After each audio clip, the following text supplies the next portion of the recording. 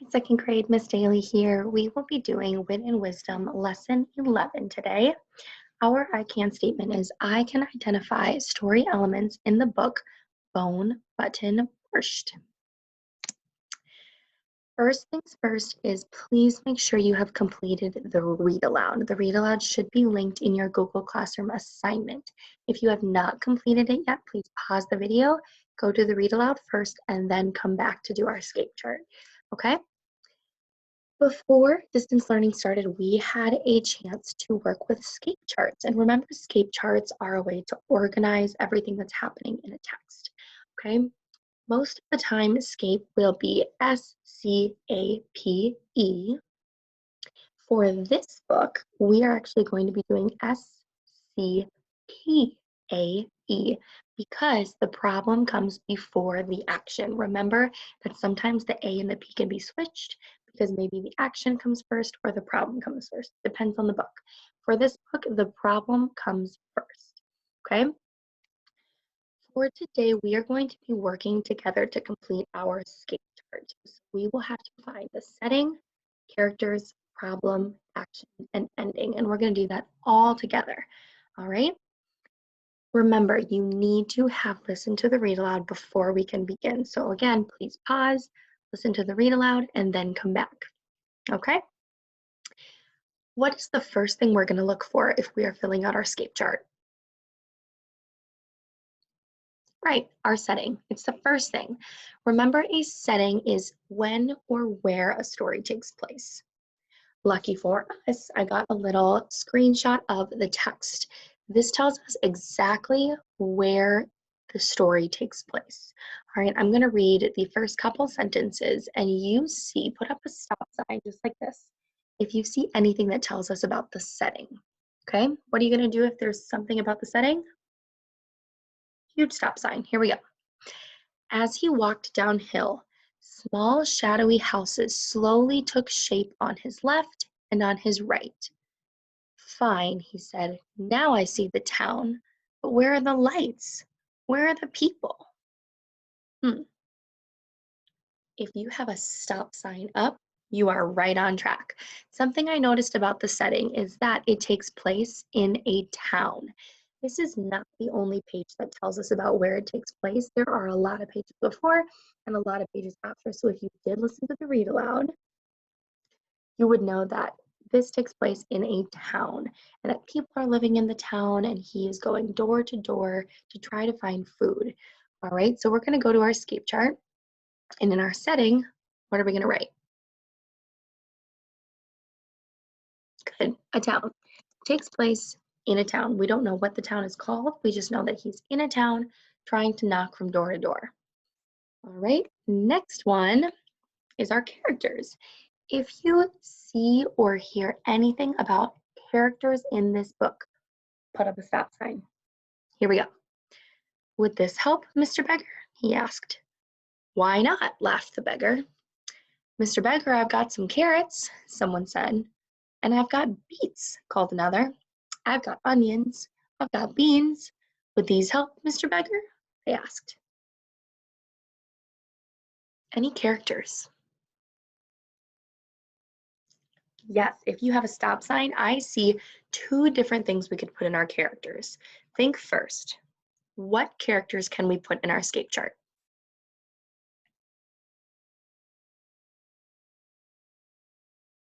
If you said the beggar, you are right. That is one main character in this book is the beggar. The beggar is the one that's going from door to door trying to find all this food. There's another thing we could put in our character chart. The townspeople, all of the people trying to find all of these ingredients, those are characters as well. So the first one we found was the beggar, who's the main character, and the townspeople. Townspeople are the people that live in the town. Okay. Next, we have our problem. This is the page that I took from the book because I think it kind of captures the main problem in this text. All right. If you see something that we should put in our escape chart, hold up a huge stop sign. Okay. The beggar went to another house and knocked. Please help me. I'm hungry and cold. go away, called a voice from within. Just let me in for a few minutes even. No, go away. So the beggar moved on from house to house and door to door, but no one would help him. What is wrong with these people, he wondered. Hmm, let's see. If anyone has a stop sign up, think, what is the problem that the beggar is having right now?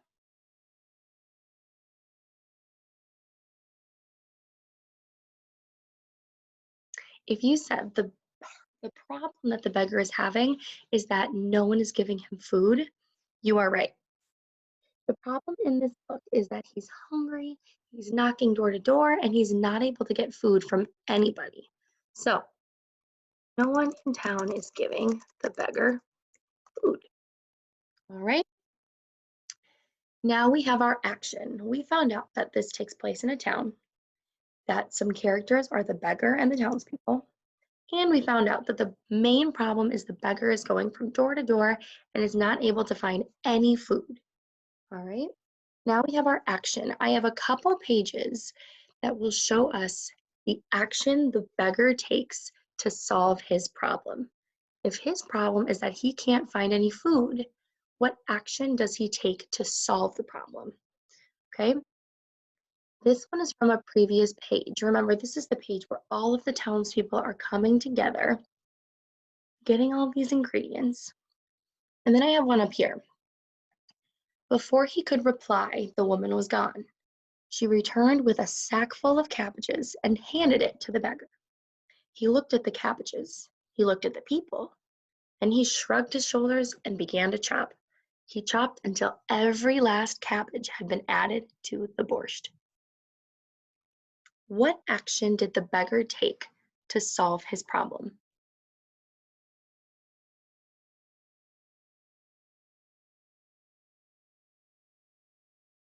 If you said the action he is taking is having all of the townspeople give him ingredients for the borscht, you are right. This entire time, the beggar is not able to get any food, so he says, ooh, I'm gonna make a button borscht, which is kind of like a soup, it's a meal, out of buttons.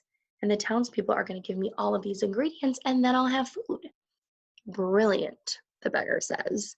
All right, so our action, the action the beggar takes to solve his problem is that beggar is going to make borscht for the town. The townspeople give him ingredients. So now the beggar has all of these ingredients and all of this food that he's able to eat. He has solved his problem. All right, now for the ending. A couple pages here. Just by looking at this illustration, a lot of you probably remember what happened in the text after he had made the borscht.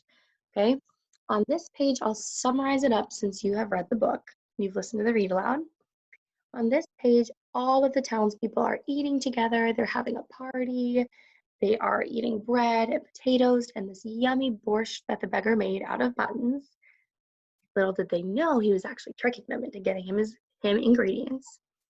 And then on this page, this is one of the last pages in the book, so we know this is going to be really close to the ending. Then the beggar left. They never saw him again.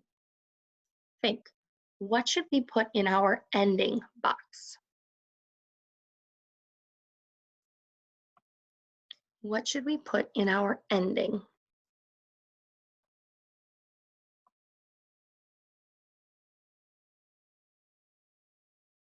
If you said, we should say they all have a party and then the beggar leaves, you're right. All of the townspeople get together to eat this yummy, yummy borscht, and then the beggar leaves. All right?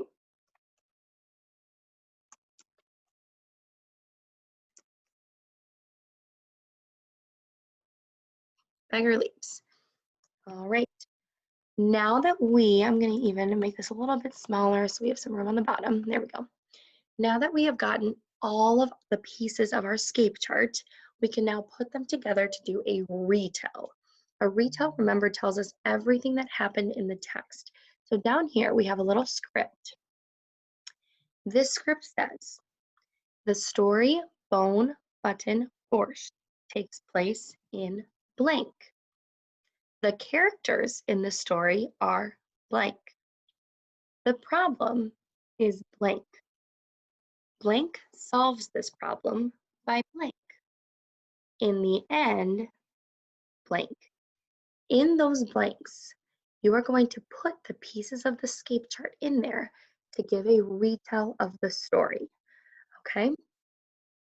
I want you to practice. Every blank in your retell is going to be a part of the scape chart that we just did. So I'm going to give you about 20 seconds to practice this. If you need more time, go ahead and pause.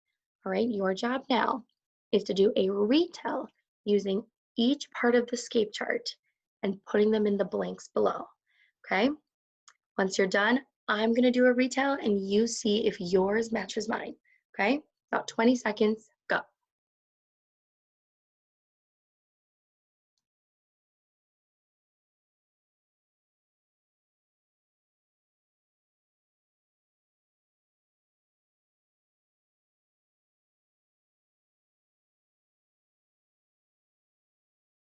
Okay.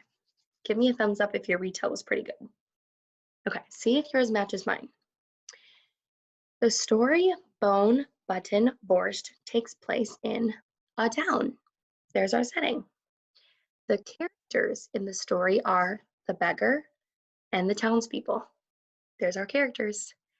The problem is that no one in town is giving the beggar food. Here's our problem. The beggar solves this problem by making borscht for the town, and the townspeople give him their ingredients, all of their food.